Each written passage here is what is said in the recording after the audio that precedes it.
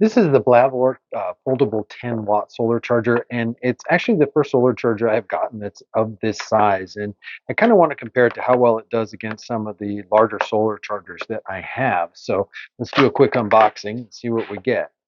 Okay, so we do have a couple carabiners. Get rid of that. Take this out. Also got, looks like just instructions, foldable charger. There we go. Keep this out here. This is very small, so it's only about 7.5 inches by 7.5 inches.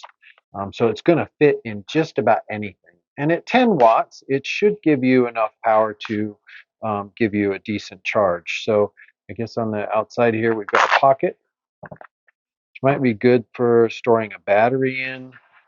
We've got the ports right here, so that's a USB and a USB-C port, and then the light in the middle would be to just indicate that the panels are getting power. So let's open that up. So we got little tabs, just unfold it, and that's pretty much it. So altogether, it's going to be about 15 inches long and about 7.5 inches wide.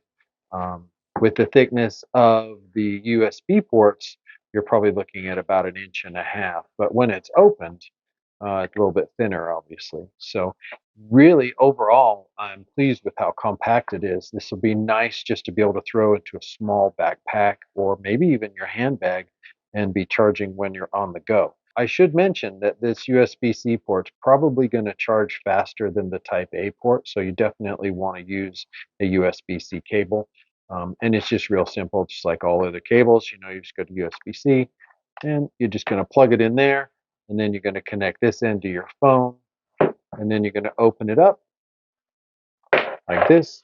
And you want to make sure you're going to angle this to be facing the sun. You want the panel to be about 90 degrees to the sun if you can get it, and that will give you a maximum charge. So overall, quite a nice little charger here.